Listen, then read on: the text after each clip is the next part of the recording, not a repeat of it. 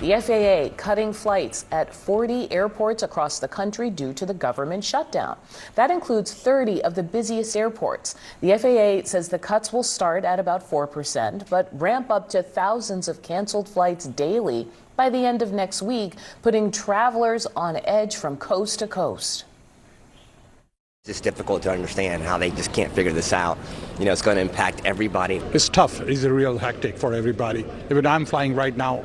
I got to come back Sunday, Jersey, so I don't know what's going to be happening. I'm a nervous traveler anyway, a nervous flyer, and you know, you want to know that the people that are keeping you safe are being taken care of, and they're just not. All I can say is Republicans, Democrats, come together, find a little of reason. Joining me now to discuss, Harvey Skolnick, retired FAA air traffic controller. Good morning, Harvey. Thanks for being with us. Good morning, Adi. Good to be here. So people have been paying close attention, frankly, to the shutdown. In fact, probably because of what's going on at the airports. CNN actually obtained this image from one air controller's pay stub from the last pay period. I want to show it to you, even though you can probably guess what it says. It says $0. So can you talk about the strains that these people are going through? You know, I received a couple of those paychecks in my time, and certainly I could understand it. So, you know, there's nothing different that's happening in the towers and TRACONs and centers today that wasn't happening before the shutdown or a year ago or 2 years ago. Same controllers, same system, same shortages. The difference is now somebody came and told them, look, you go to work tomorrow, but don't bother looking in your bank accounts on payday next Tuesday or every other Tuesday, because the money's not going to be in there. And by the way, these 535 people over here who are responsible for keeping the government open, they're going to continue to get paid. I think that the government should have expected that the controllers would be calling in sick in massive numbers, as they have done. And that's the reason for the delays. Obviously, the fact that so many controllers are calling in sick that there's not enough people in the towers and TRACONs and centers to handle the amount of traffic that's in their airspace. I want to play for you something that kind of goes to what you're saying, a retired air traffic controller who's describing the situation for them this way. Controllers are just being used as a pawn in this whole game of the shutdown. Reducing it by 10% it's a joke. Like I said, it's just something that's being used by the administration to make the flying public feel the pain. Can you talk about that theory? I agree with him 100%. I think that the controllers have been used as a pawn. You know, this has happened before.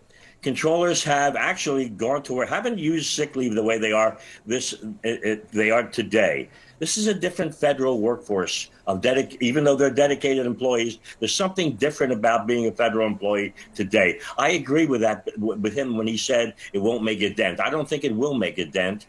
And it won't make a difference because the controllers, no matter how many airplanes enter their airspace, they're always going to meter it to the degree that they're able to handle it. It's Harvey Skolnick keeping an eye on this for us. Thank you so much. Americans are bracing for chaos at the nation's airports, with more flights getting cut in the hours ahead because of the government shutdown. Airlines have canceled more than 800 flights so far today. That is 4 times the number of cancellations seen yesterday. That's according to FlightAware. The Trump administration is asking airlines to reduce the number of their flights by 4%. It will impact 40 of the busiest airports in the U.S. You can see them all right here, highlighted on a map. Now, those flight cuts are expected to go up to 10% by next Friday if the government is not reopened. As we come into Thanksgiving, if we're still in the shutdown posture, it's going to be rough out there, really rough. And we'll mitigate the safety side, but will you fly on time? Will your flight actually go? That is yet to be seen. And just ahead of the holidays, travelers are raising concerns about the federal employees who have to keep those flights running while not getting paid. I feel really bad for the TSA agents and everybody else, air traffic controllers that are being impacted. So in a way, I think we saw it coming. And all I can do myself as a traveler is when I get in the plane and when I get to the airport, I thank everybody and say, hey, thank you, because I know it's rough. I have like mixed emotions, but I think my main focus is they need to get back to work. They need to get this fixed. They're going to hurt a lot of innocent people. Because of low air traffic control staffing here in the tower, not to mention the delays that exist for flights coming into DCA, which are 4 hours long. We saw about 32 facilities today with short air traffic control staffing. So it essentially means that these Trump mandated cancellations are really not working. The issues are still persisting in the air traffic control system, and controllers are continuing to call out sick or continuing to not show up simply because they continue to not get paid. So if this is what it looks like with a 4% cut in the number of flights out there, we have Secretary Duffy saying, hey, listen, if we don't get our act together here, we may have to go up to a 20% cut in flights. What would that look like? It's a pretty big threat. And so we're talking, if it was a 10% cut in flights, let's say, which and that will next happen Friday. next week. So 45,000 flights in the U.S. on an average day.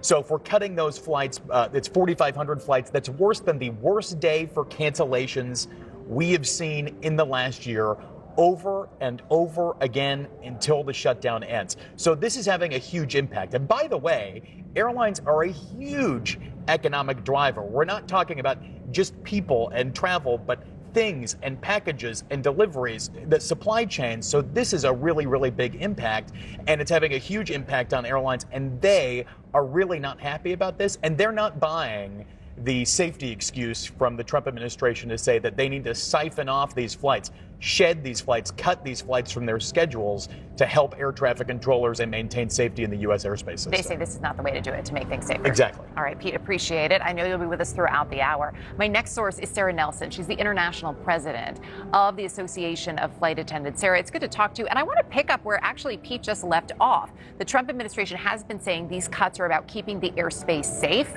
We just heard from Pete. Airlines are not buying that in terms of this being a safety measure. What are you hearing in terms of safety concerns from your members? Since the beginning of this shutdown, we have concerns about our safety and our security because while the government is requiring air traffic controllers and transportation security officers to come to work, deemed essential workers, all of the people who support them are on furlough. So we already have an introduced amount of risk right from day one. Then you layer on top of that not paying these people. They've already missed a paycheck and a half. They're about to miss their second full paycheck. These are heroes who have kept our system going this long, 38 days. But they're human beings and they will break. And they have to pay their bills. They have to take care of their own families when they've been working so hard to take care of all of us. So we're very concerned about our safety and security because we know there is absolutely introduced risk into the system. And we have been saying that the system will break because ultimately the system is human. And so we're concerned about that. But what I would also say, Erica, is that these are professionals. The air traffic controllers are professionals who slow things down on a regular basis based on the safety situation, based on the potential risks of continuing. Okay. So this is a move to cut this capacity in the system, but it's going to break anyway because at the end of the day, people cannot go on without getting paid. Do you think your concerns are being heard by the administration? It seems that the administration wants this shutdown. It seems that they have done this on purpose like they did in 2019, trying to create an argument for privatizing everything. There's been a dismantling of the government since January. There has been an attempt to demoralize federal workers, to get them to walk away. This is all about trying to break everything. So we need some leadership here. We need Senator John Thune to step up and be the leader that he should be. Stop these two manufactured crises crises, both the government shutdown, people not getting paid, being forced to come to work without pay, stranding people everywhere, leaving us in a less safe condition, and the collapse of our healthcare system if we don't extend these subsidies. Those are two crises that can be taken care of with one vote. That vote can happen tomorrow. We've been saying that for a long time, and it is time to get this over with and done. And this administration needs to stop playing games with American safety, health, and economic stability. Sarah Nelson, appreciate your time tonight. Thank you. Trump's ruining everybody's life. And what's critical is that when a government shutdown happens, yes, of course, the public servants affected are like the ones that are hit first and often hardest and often most perceivably. Like people lose their job or people are asked to work for free.